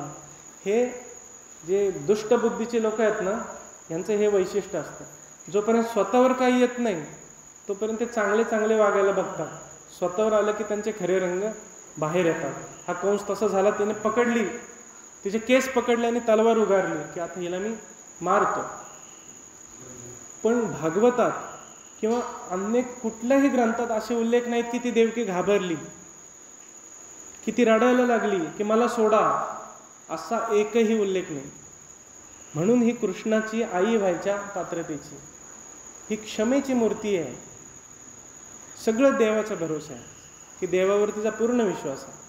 त्यामुळे तिने प्राणांची भीक मागितली नाही, शांत होती तेवढीच, आहे की नाही. तर देवकी म्हणजे काय, शुद्ध बुद्धी. आणि वसुदेव म्हणजे काय, शुद्ध अंतःकरण. ह्या दोन्ही गोष्टी भक्ताकडे पाहिजेत. त्यावेळी त्याच्या हृदयामध्ये कृष्ण जन्माला येते. अंतःकरण शुद्ध पाहिजे, अंतःकरण निर्वासन पाहिजे, आणि बुद्धी शुद्ध पाहिजे. ह्या दोन गोष्टी असतील तर भगवान कृष्णांचा जन्म व्हायला काही हरकत नाही. आणि मग वसुदेव म्हटले त्या कंसाला, अरे नको मारू हिला, तू मागे पुतनेला म्हटला होतास की मी स्त्रियांना मारत नाही, मग तू तिला बहीण करून घेतलीस, ही तर सख्खी बहीण आहे तुझी, सख्खी चुलत, तर हिला सोड. कंस म्हणला नाही. ह्याला म्हणतात आसुरी वेदांत, बरं का. म्हणजे आसुर माणसं पण वेदांत सांगतात, त्याला म्हणायचं आसुरी वेदांत. तो कसा असतो, स्वतःच्या सोयीस्कर असतो, की माझं कसं राखलं जाईल म्हणून काहीतरी हुशारचे सल्ले द्यायचे, काहीतरी शानपण सांगायचं, पण स्वतःचं झाकायला जो वेदांत असतो त्याला म्हणायचं आसुरी वेदांत. हा कंसाने सांगायला सुरुवात केली. आणि वसुदेव हुशार होता, बरं का. त्यानं ओळखलं की आत्ता जर मी ह्याला म्हणलं की ठीक आहे, तुला देवकीपासून काही धोका नाही, देवकीच्या मुलांपासून तुला धोका आहे, तर मी ही मुलं तुला देतो. वसुदेवानं काय विचार केला की जर देवकीच्या पोटी 8वा जो मुलगा येणार आहे तो या सगळ्यांना या त्रासापासून जर सोडवणार आहे तर ती 7 गेली तरी हरकत नाही, आहे की नाही. हा त्याने एक विचार केला. दुसरा विचार असा केला की काय माहिती उद्या कंसाचा तरी भरोसा आहे का, आहे की नाही. कदाचित हाच मरेल, ह्याचाच जीव जाईल. म्हणून शहाणपणाचं हे आहे की ठीक आहे, त्याला वचन देऊन टाक, पुढचं पुढे बघता येईल. त्यांनी वचन दिलं की देईन मी पुत्र सत्य माझे माना, ठेवा बंदिकाने दूता सांगे. आणि ते कंसाने सांगितलं आहे ना, नजर कैदेत ठेवा. म्हणजे तुरुंगात नाही बरं का, महालातच, फक्त नजर कैद. होता होता त्यांना पहिला पुत्र झाला, त्याचं नाव कीर्तिमान. तो त्या वसुदेवाने घेतला आणि त्या कंसाला दिला. तर कंस म्हणला की अरे जाऊ दे, मला काय पहिल्या पुत्रापासून भीती नाही, 8व्यापासून भीती आहे ना, ह्याला तू घेऊन जा. तेवढं तिथं कोण आलं, नारद. पुण्यसारावया भेटे देवऋषी, वधी बाळकाशी ठेवू नको. नारद म्हणतात अरे देवाची गती आहे ना, वक्री गती आहे, यांचं मोजणं कुठून चालू आहे तुला माहीत नाही. हा पहिला, हा 8वा पण असेल. आणि मग त्यांनी घराघरा फिरून त्याला मारलं. धन्य त्याचे ज्ञान न करीच शोक, वधिता बाळक नामा म्हणे. हे त्याचं ज्ञान आहे की मारून, पोरला मारून पण त्याला शोक नाही, बरं का कसं. आणि मग आता आपल्याकडे अजून वेळ आहे, आपण बलरामांचं पण थोडं सांगूया की बलरामांचा हा 7वा गर्भ, आणि तो योगमायेनं देवकीच्या पोटातून काढून रोहिणी उदरी नेवणी घातला, न कळे कोणाला देवाविन. तो रोहिणीच्या त्याला आकर्षून घेतला ना एका गर्भातून, म्हणून त्याचं नाव संकर्षण पडलं. बलरामाचं नाव संकर्षण याच्यामुळे पडलं कारण गर्भ आकर्षला. आणि लोकांना वाटलं अरे 7वा मुलगा जन्माला कसा नाही आला. लोकांना वाटलं की कंसाच्या भीतीनं गर्भपात झाला असेल, गर्भगळीत झाला असेल, चला हा कंस असाच आहे की नाही. लोकांच्या मनात पण क्षोभ होता कंसाबद्दल, लोक क्षुब्ध होते. नंतर झालं ज्यावेळी भगवंतांचा आविर्भाव व्हायचा होता त्यावेळी काय झालं, देवकीचे तेज दिसे जायसा सूर्य, कंसाचे हृदय जळत असे. आणि कंस घाबरला, देवकीचं तेज जे बघितलं, आहे की नाही. वसुदेवाने काय केलं, भागवत सांगतं, मन आनक दुंदुभिही, की आधी वसुदेवाच्या मनात प्रवेश केला, वसुदेवाच्या मनातून देवकीच्या अंतःकरणात प्रवेश केला, आहे की नाही. हे आपला तुमचा आमचा जन्म झाला आहे तसा हा जन्म नाही, ही वेधी दीक्षा आहे, ही मानसी दीक्षा आहे की नाही. ह्याच्यावर आपण सांगितलं असतं, तर आपला वेळ कमी आहे. कासवी जशी आपल्या पिलांचं पोषण करते, ती काय जाऊन दूध नाही हे करत, लांबून फक्त नजरेनं बघते त्याला, आहे की नाही. माऊलींनी पण लिहिले, हे असो दिठी जायावरी झळके, की नुसत्या दृष्टिक्षेपातनं ते पाहिजे ते करू शकतात. तसं हे झालं. आणि देवकीचे तेज दिसे जैसा सूर्य, कंसाचे हृदय जळते. आणि कंस घाबरला. आणि आता श्रावण महिना का निवडला भगवंतानी. भारतात कृष्णाचा जन्म 2 महिन्यात साजरा होतो. एक म्हणजे श्रावण आणि दुसरा भाद्रपदात पण होतो. ही भाद्रपदाची कृष्ण अष्टमी आहे ना त्यावेळी पण. तर त्याचा अर्थ असा सांगतात की श्रावण म्हणजे श्रवण, देव कसा प्रवेश करतो, आहे की नाही. आता मी बोलतोय आणि आपण कानाने ऐकतोय, हा एक सर्वोत्तम मार्ग आहे श्रवणाचा. श्रवणे कीर्तने झाले ते पावन, तुका म्हणे कानी ऐकली मात, तोची झाला घात जीवपणा. हे चांगलं आहे की एक शब्दाने बोलतोय आणि दुसरे ऐकतंय, हे एकदम चांगलं माध्यम आहे की नाही. तर म्हणून श्रावण महिन्यात जन्म घेतला की याने श्रवण होईल. आणि भाद्रपद महिन्यात का म्हणतात की श्रवणाने भद्र झालं. भद्र म्हणजे काय, कल्याण झालं. कारण भगवंतच आले ना, भगवंतांविषयी गुण वर्णन करायला भेटले. असे 2 जन्म म्हणतात. दुसरी गोष्ट, रामाने जन्म घेतला ना, ती मध्यान्ह होती, दुपारची. त्यावेळी सगळीकडे प्रकाश होता, कारण ही धर्माची मूर्ती होती. पण कृष्णानं ज्यावेळी जन्म घेतला तेव्हा सगळीकडे अंधार. हे कृष्णांचं विशेष आहे. त्यांना तुमच्याकडे यायला, तुमच्या हृदयात अंधार जरी असला तरी ती येणार. हे या देवतेचं वैशिष्ट्य आहे. कृष्णामध्ये जो क्रूला खाली काढतात ना, क आणि क्रू, तो गळ आहे, त्याचा आकडा आहे भक्तांना पकडायला, आहे की नाही. असा हा देव आहे. तो फारशी अपेक्षा नाही तुमच्याकडे. तुम्ही त्याला अंतरून द्या, तो काय म्हणतात, भटाला दिली ओसरी आणि भट हातपाय पसरी, तसा हा देव आहे. तुम्ही थोडा त्याला हृदयात घ्या, तो तुम्हाला मोहित केल्यापासून राहणार नाही, आहे की नाही. म्हणून आता श्रावण महिन्यात त्याचा जन्म झाला आणि आपण बघितलं मध्यरात्री जन्म झाला, त्याने अंधार निवडला. दुसरी गोष्ट, रोहिणी नक्षत्रावर जन्म झाला. रोहिणी नक्षत्रावर काय झाला की रोहिणी म्हणेल की माझ्या पोटी तू बलरामाला पाठवलंस आणि तू मात्र देवकीच्या पोटी गेलास. हे रोहिणीला वाईट वाटू नये म्हणून तिच्या नावाच्या नक्षत्रावर त्यांनी जन्म घेतला. अजून त्यांनी काय केलं, द्वापर युगात जन्म घेतला. द्वापर युगाच्या शेवटी. द्वापर म्हणजे काय, द्वापर म्हणजे 2 काठ. द्वापर युगातली जी लोक होती ना, त्यांना असं वाटायचं अरे देव आहे का की देव नाही का. म्हणजे आपल्याला जसं असं वाटतं की नाही देव नाहीच, तसं तिथं नव्हतं. तिथं संशय होता की नाही देव असेल. पण काही लोक भक्ती पण करत होते, काही लोक नास्तिक पण होते. या संशयाच्या युगात त्यांनी जन्म घेतला की या लोकांचा संशय फिटावा यासाठी. दुसरी गोष्ट म्हणजे कृष्णाच्या राशीचं त्यावेळी वृषभ रास, लग्नरास जी आहे ना, ही वृषभ होती. कारण वृषभ हे धर्माचं प्रतीक आहे. बैल जो आहे ना, हे धर्माचं प्रतीक आहे आणि त्याला धर्मरक्षण करण्यासाठी यायचं होतं, म्हणून त्यानं ती रास निवडली, आहे की नाही. रोहिणी नक्षत्र 2 प्रहर रात्र, माया घाली अस्त्र रक्ष पाळा. आणि आपल्याला माहित आहे भगवंतांचा काय झालं, मायेनं ते जे आहेत ते झोपवले. सर्व जयाचो तो वंश तयाशी आनंद, वसुदेवा कपाळ धन्य धन्य. माझ्या कुळी गोविंद अवतरला, आयोनी संभवन हे काही श्रमी, नामयाचा स्वामी प्रगटला पुंडली कवरदा हरी विठ्ठल. श्री ज्ञानदेव तुकाराम पंढरीनाथ महाराज की जय. भगवान गोपाल कृष्ण महाराज की जय. आणि अशा प्रकारे भगवंतांचा 2 जन्म आहेत, एक मथुरेत आहे आणि दुसरा गोकुळात. तर हा मथुरेतला जन्म आहे. आणि त्यांनी कसं दर्शन दिलं की हातात शंख चक्र गदा पद्म होतं आणि मोठी मूर्ती होती देवाची. वसुदेव म्हणले देवा आम्ही तुला पुत्र रूपानं बघण्याची लालसा आहे. तर भगवंत म्हणले ठीक आहे, मी पुत्र होतो. आणि त्यांनी पुत्ररूप जे दाखवलं, हे त्रैलोक्य सुंदर असं बालक आहे. हे बालक असं दुसऱ्या कोणाचं बघण्यातच नव्हतं.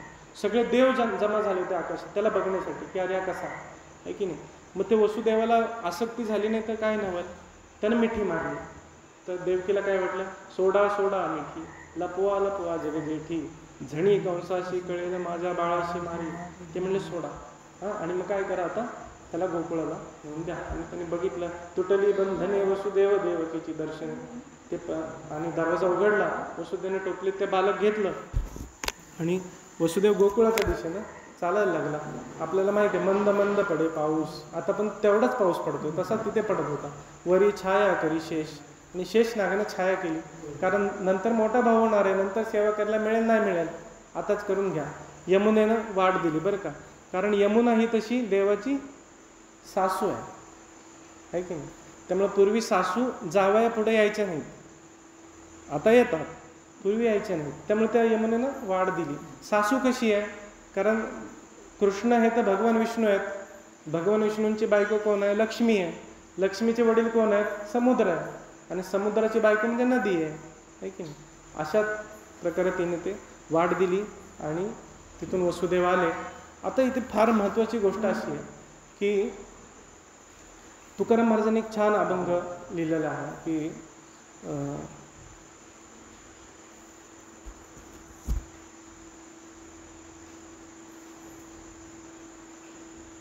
बाळक्रीडेमध्ये तो अभंग आहे, तो काय आता आठवत नाही.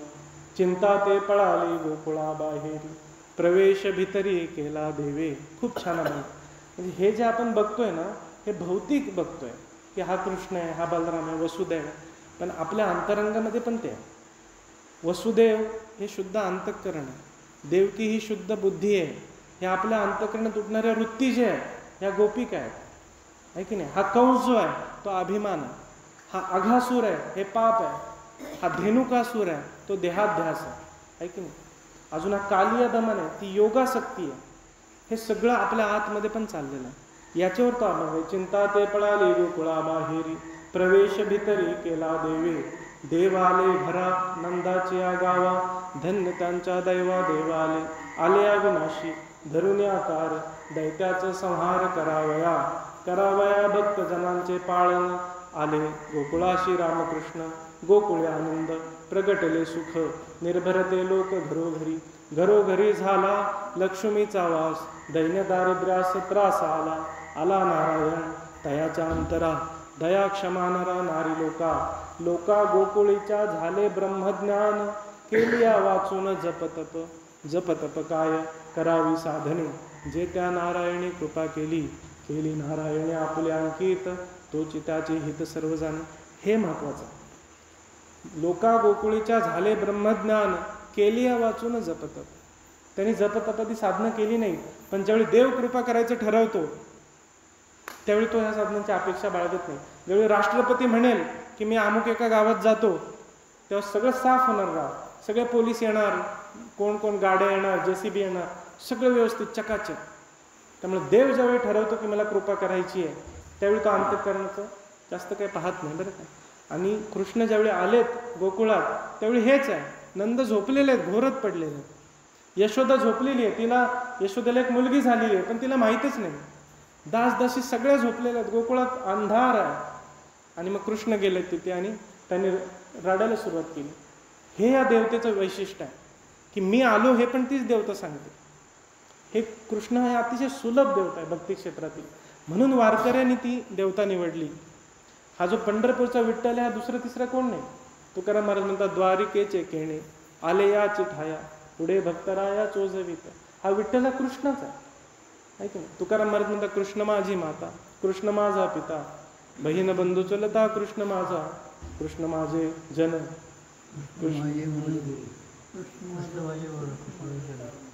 कृष्ण माझा गुरु,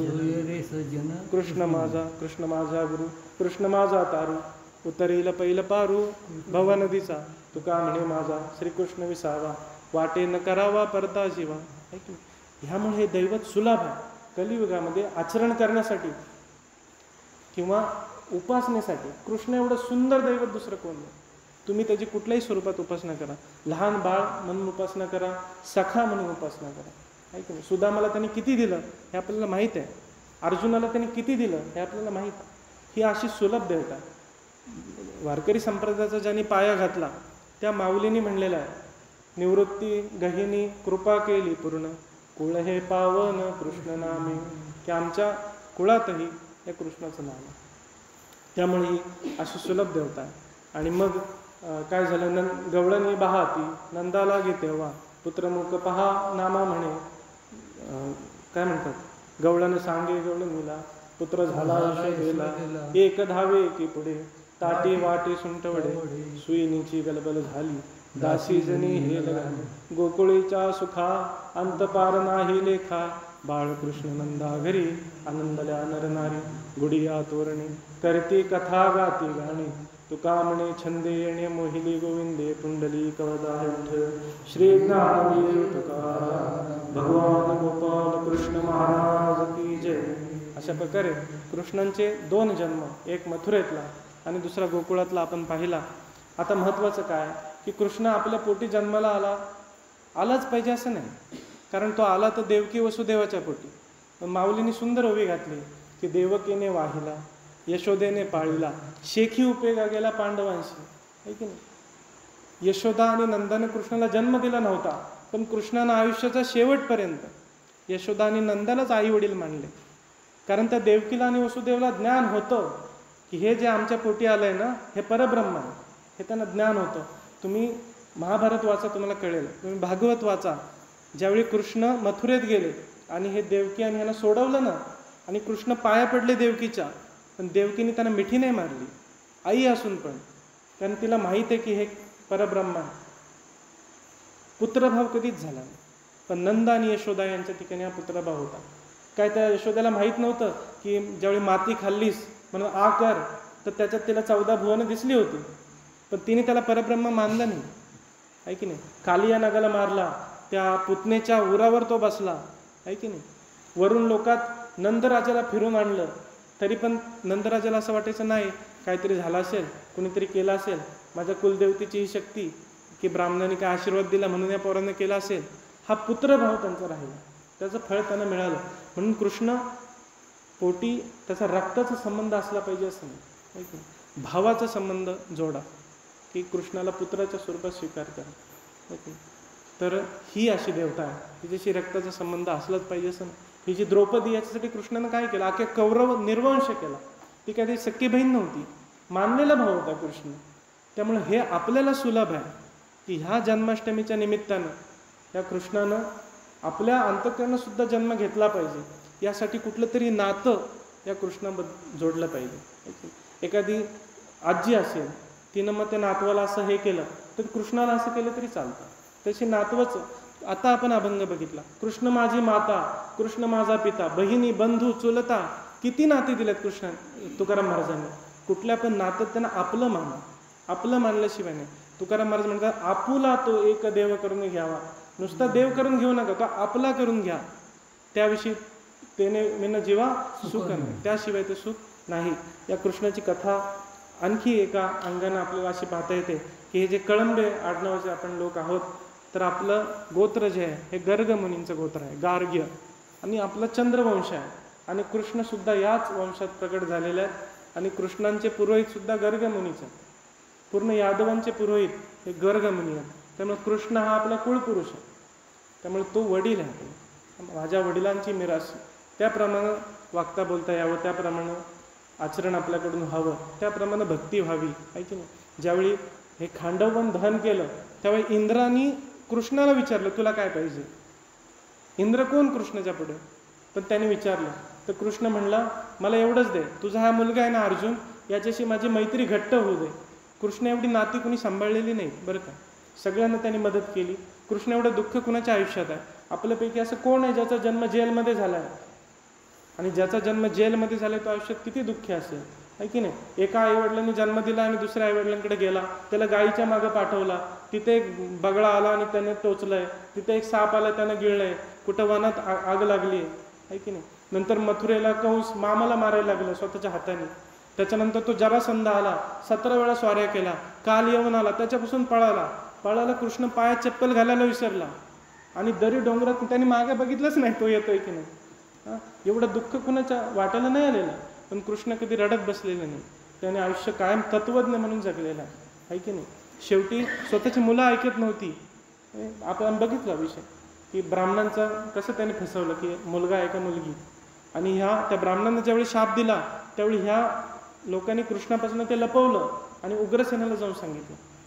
आयुष्यात ह्याही वेळ आल्या. बलराम कृष्णाशी बोलायचा बंद झाला, आहे की नाही. रुक्मिणीने सांगितलं, तू कुणाचा पक्ष घेतोयस, माझा पक्ष घेतोय, बायकोचा की भावाचा. कृष्ण काय बोलणार. त्यामुळे कृष्ण नुसता सुखी नाही आहे, तर आपण जे समजतो ते दुःखही त्याच्या आयुष्यात आहे, तरी त्याच्या ओठावर मुरली कायम राहिली, हास्य कायम राहिलं. कधी कृष्ण रडत बसला असं आपल्याला वर्णन कुठेच सापडत नाही. तर हे भौतिक जगात, व्यावहारिक जगात हे सुद्धा कृष्णांकडून आपण घेऊ शकतो. आणि मुख्य जग आहे आध्यात्मिक जग, की ह्या ज्या गोपी आहेत त्या आपल्या वृत्ती आहेत. या गोपींनी जशी श्रीकृष्णाबरोबर रासलीला केली, तशी आपल्या वृत्तीने हा एक इष्टदेव म्हणून ह्या वृत्ती सगळ्या त्याच्याशी जोडल्या गेल्या पाहिजेत. आपली वेळ झालेली आहे, 10 वाजलेले आहेत. झालेली सेवा माझ्या सद्गुरूंच्या चरणी मी अर्पण करतो. कुंडली कवरदा हरी विठ्ठल, श्री ज्ञानदेव तुकाराम, पंढरीनाथ महाराज जय विठ्ठल.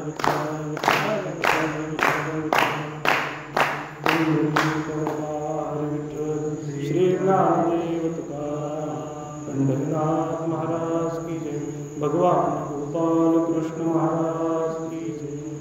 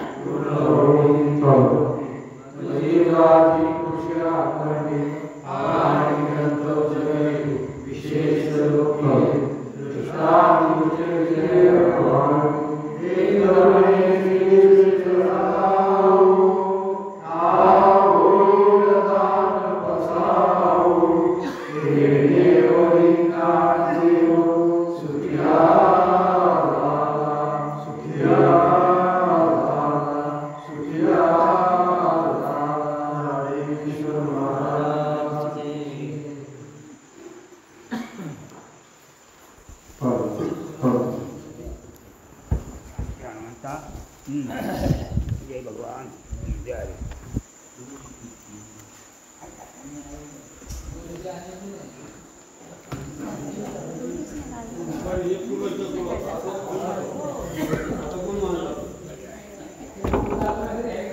समजलं का काय बोलतो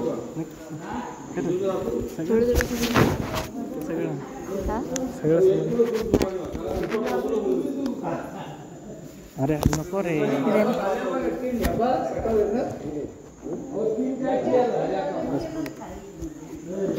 चार पाच झाल्या